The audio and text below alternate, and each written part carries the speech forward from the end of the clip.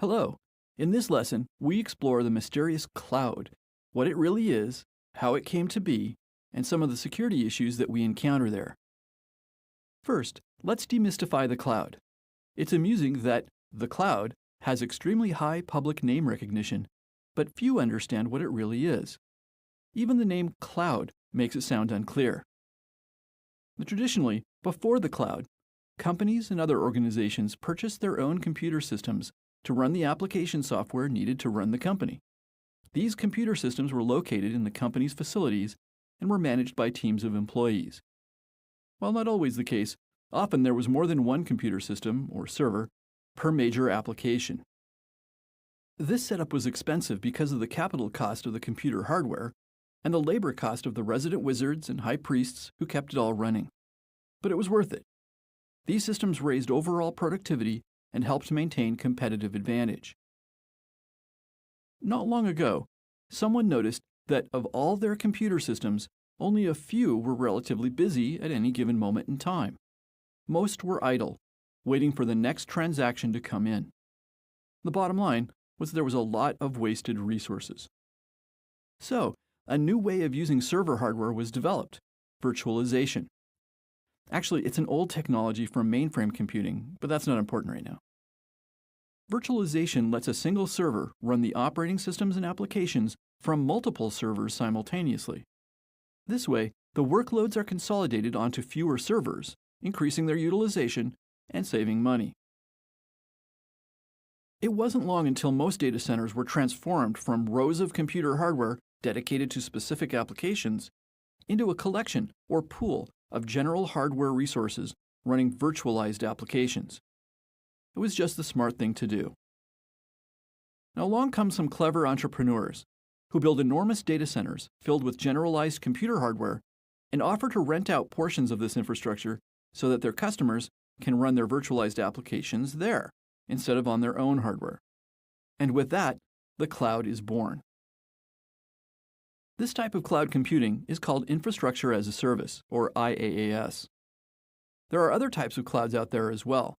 For example, some cloud providers offer up not the infrastructure to run applications, but the complete application environment themselves. This is known as software as a service, or SaaS. Either way, moving the cost of having applications run on expensive, company-owned hardware capital assets to a model where the cost is a recurring operating cost is very attractive to most organizations. It's the best thing to happen to accountants since the invention of the spreadsheet. Now, let's look at what this means to security. When applications are hosted in a company's own data center, the security picture is straightforward. You put the appropriate security technology at the right locations to address the specific security concerns. Providing security for the cloud, however, is not so clear. You could say it's a bit cloudy. The cloud infrastructure provided by infrastructure as a service vendors is protected in various ways. From an availability point of view, the infrastructure is designed by the vendor to be highly available, and it follows that the infrastructure's uptime is the responsibility of the vendor. From a security point of view, the vendor is only responsible for securing the infrastructure it provides. As a customer, when you install one or more virtualized applications in the vendor's cloud infrastructure, you become responsible for securing the access, the network traffic, and the data for the applications. Now, most vendors supply some form of security tools so that various parts of the customer's cloud application environment can be secured. But these tools can pose a few problems. First, these tools tend to provide only a few basic security functions, and they are the same tools that the vendor uses to secure the underlying infrastructure. If an attacker were to bypass these tools at the infrastructure layer, they would likely be able to bypass them at the customer's application level as well.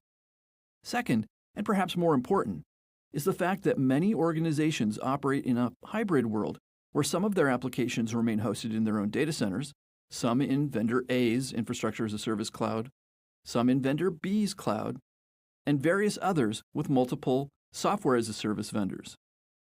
This is what we call a multi-cloud environment, and it comes with a multi-cloud problem.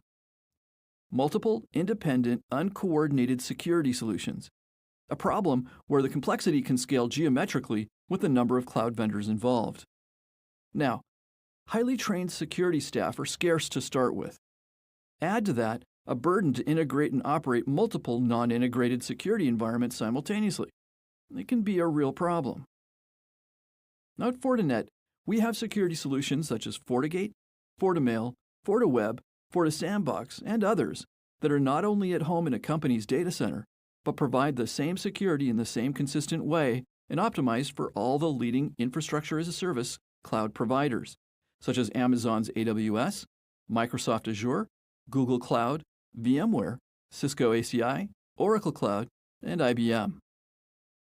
So to wrap up, we've shown the fundamentals of how the cloud came to be, how cloud environments are secured, and described Fortinet's cloud security strategy, which scales from simple cloud-only environments to complex multi-cloud environments. And hopefully, we've demystified the cloud for you. Thank you for your time, and please remember to take the quiz that follows this lesson.